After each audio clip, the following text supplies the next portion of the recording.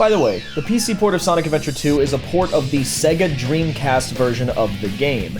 In order to play Sonic Adventure 2 Battle on PC, for those that are familiar with the Nintendo GameCube release, which patched some things and added both additional multiplayer game modes and the karate mode for the Chao Garden, that is a DLC add-on for this base port, both of which I have for the sake of this review. Now, let's get into it.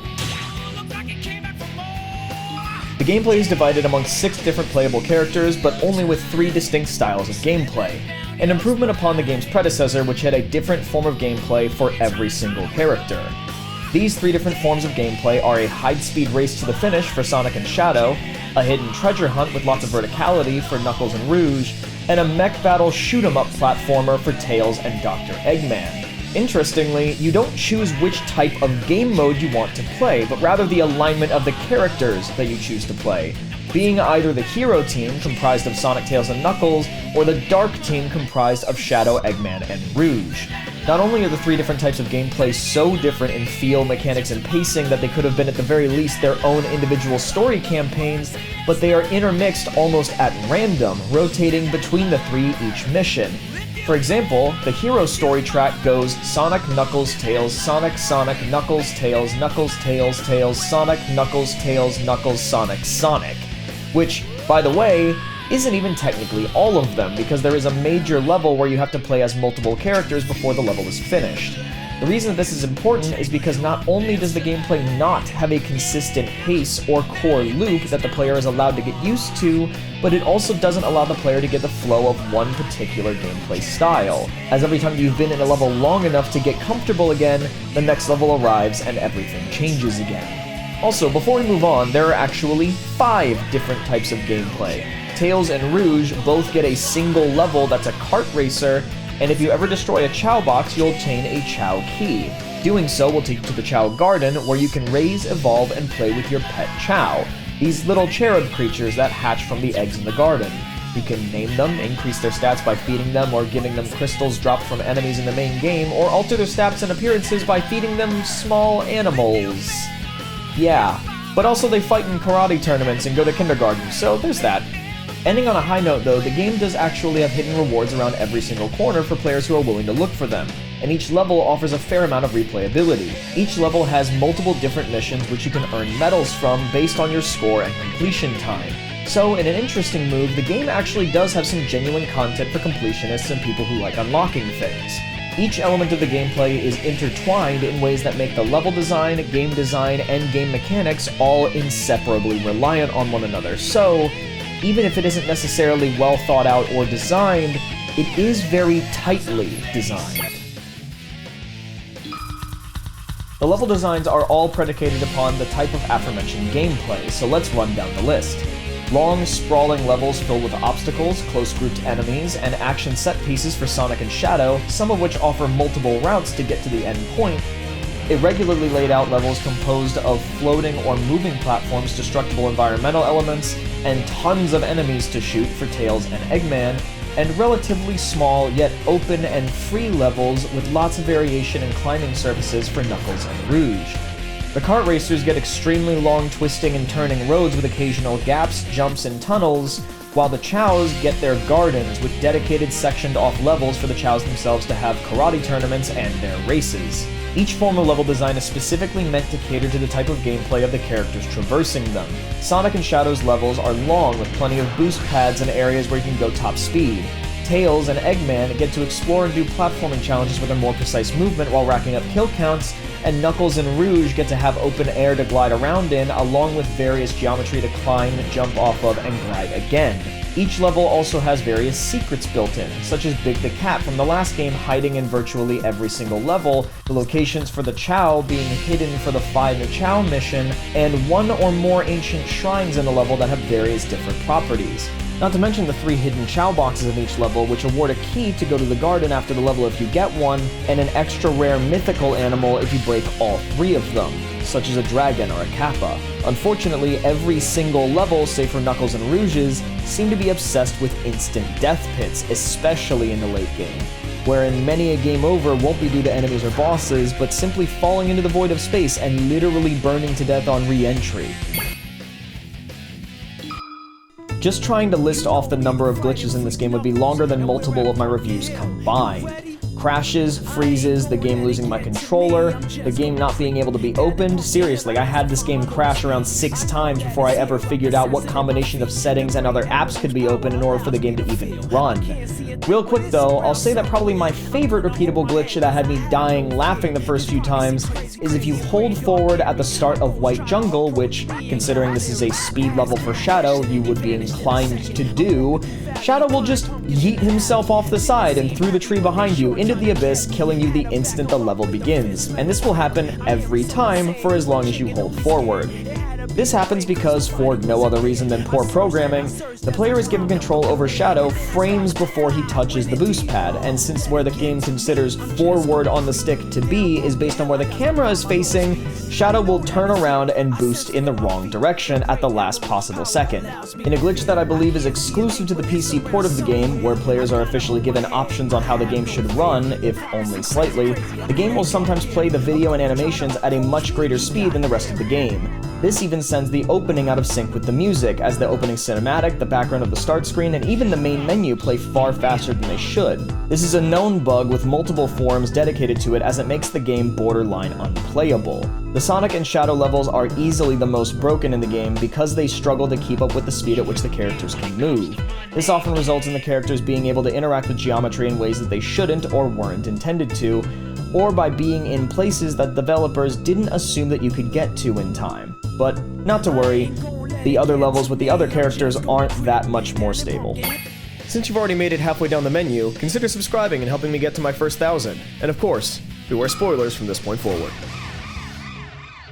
Unlike Sonic Adventure, which had multiple independent stories that would periodically overlap between several characters, Sonic Adventure 2 essentially has 2 stories that run parallel to one another, and then join at the end for a unified ending. And despite the story being comprised of 6 different characters, 7 if you include Amy, the narrative through line of the entire story comes in the form of the new character introduced to this game, Shadow the Hedgehog. Shadow was created by Eggman's grandfather, Gerald Robotnik, as a bioweapon designed to be the ultimate life form. The government became concerned, however, about Robotnik's research, and so then raided the space station on which it was being conducted. Then, in a dark turn for a Sonic game, either captured or executed everyone. Shadow's final memory of these events, which serves as his motivation, is of Robotnik's granddaughter, Maria, saving him by tricking him into an escape pod with the instructions of her final wish before she was killed by the soldiers. The reason that I say Shadow is the through line of the story is because he manipulates the other characters in the story based around his interpretation of what her dying words were. As he slowly regains more of his memory, he realizes that while Robotnik's final wishes were for him to get revenge on humanity for taking everything away from him, which is the motive that Shadow operates on for most of the story, Maria's final wishes were for him to save humanity from Robotnik's research and for Shadow to dedicate his life to making people happy. It's with this realization that Shadow joins the heroes to correct his mistakes and help Sonic destroy the failed prototype bioweapon that preceded Shadow, which is single-mindedly on a mission to destroy the planet.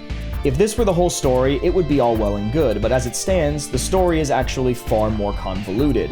You have Eggman and Rouge trying to steal the Master Emerald for different reasons, leading to Knuckles smashing the Emerald and dedicating the rest of his missions to fixing what he himself broke, the rivalry between Eggman and Tails, the rivalry between Sonic and Shadow, Rouge feeling like she has some kind of rivalry with Knuckles and claiming that he's a treasure hunter too when he's not. He's the guardian of the Master Emerald, and the last time we saw the Emerald, it was where it belonged on Angel Island, which was a very significant part of the last game. How it ended up presumably in the Egyptian-inspired desert is never explained properly in-game. Instead, details of the story like why the Master Emerald is suddenly not where we last saw it are explained during intermission segments. These will play when the player picks up a mission for whatever reason through the story mission selection via the main menu, not to be confused with the stage select, which allows the player to select any mission they've played before in any order. A player may do this because they got a game over during their first story playthrough, or otherwise because they're just picking it up at a later time. Again, as long as it is explicitly via the story select menu, meaning that there are entire elements of the story that make no sense or go completely unexplained unless the player either fails and receives a game over, or the player decides to stop playing and pick it up again later. Even in a situation where the player is aware of this, they would have to deliberately back out of the mission they just started, only to go back through the menus, select the story mission through the story menu, and then have the exposition be read to them.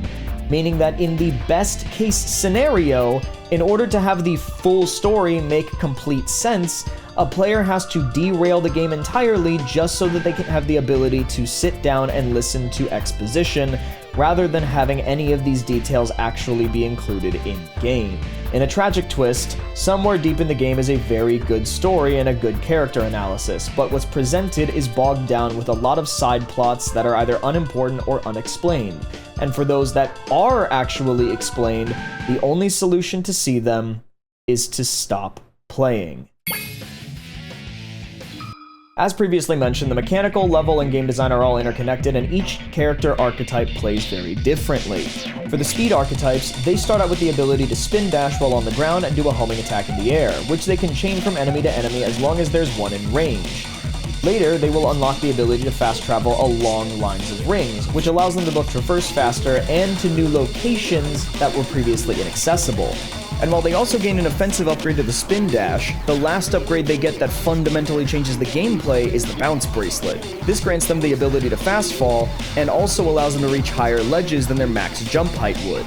For the mechs, they don't start out with much. They can shoot by pushing the action button with single time, or do homing missiles if they hold it down and trace over an enemy. However, they later gain the ability to hover and slow their descent. This allows them to traverse much larger gaps than what they previously could, and also unfortunately gives way to some puzzles and traversal that attempt to take advantage of the mechanic, only to then kill you because you couldn't see where you were actually going. Lastly, the hunters have the ability to attack, glide through the air, and climb up walls. Later, they also gain the ability to dig into surfaces that they're climbing on to find hidden items, and in a special twist compared to the other unlockable mechanics, these can actually allow the player to find their way into secret areas of the map using warp points. These points interact uniquely when the player digs into them, and teleports the player into another place with the same type of wall.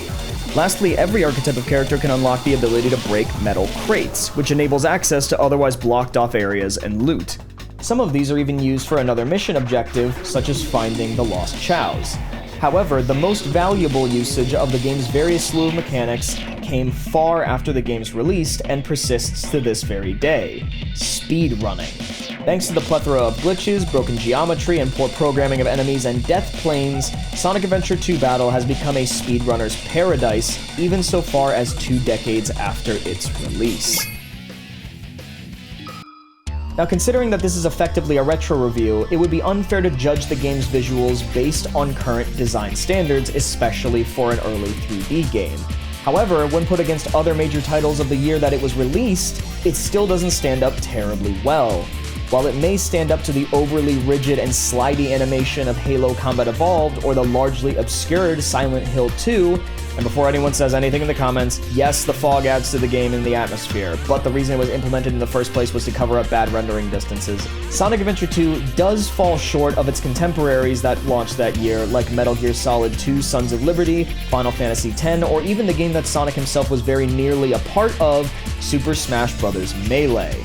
Possibly the worst sin of the visual design is how the characters were actually modeled, as the characters' eyes are all in multiple pieces disconnected from their head.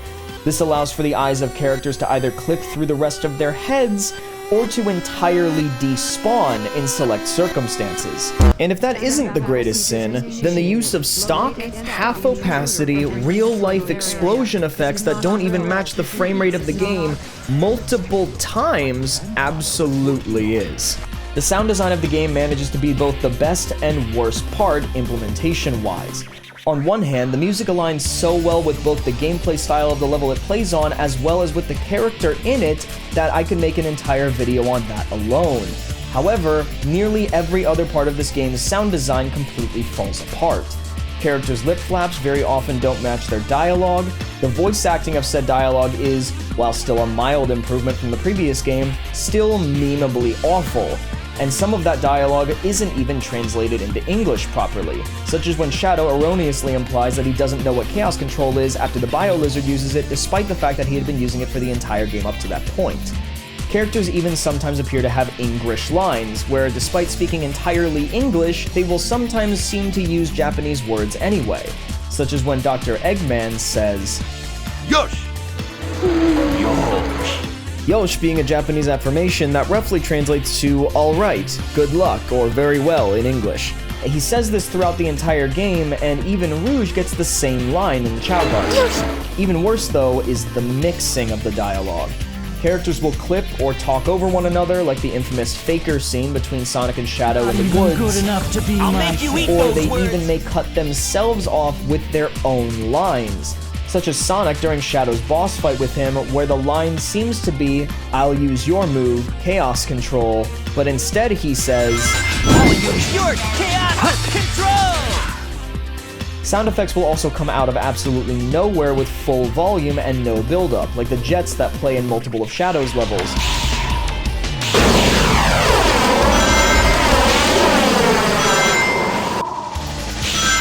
Sound effects may layer over one another to play incredibly loudly, and Dr. Eggman is so quiet that he is drowned out by every other character in the game and the music. Even Shadow, a similarly quiet character, is louder than Eggman, to the point where it almost seems like the voice actor was talking into a mic with no gain. I don't know why I'm even bothering to do a subjective section. I made an entire video talking about the reasons I love this game in spite of its flaws, so honestly, whatever. I give it a 9 out of 10. It's incredibly fun even now, but if I had to pick my favorite thing about it that I didn't talk about already, it's probably the Chow Garden. This is single-handedly the reason I never had a Tamagotchi as a kid. Whatever mad scientist in Sonic Team thought that it would be fun to raise your own little chaos magic cherub through the power of team sports, head pats, and literal just actual eugenics? I don't even know what to say about that. Like, I don't even know where to begin with that. But what I can say, in spite of that, is my chows are my precious boys, and you will never take them from me. Few things made me cry harder as a little kid than accidentally sending my chow on a trip to the Forever Forest, never to be seen again. But now that I've drudged up those suppressed childhood traumas, enough about what I think. Is the game actually good?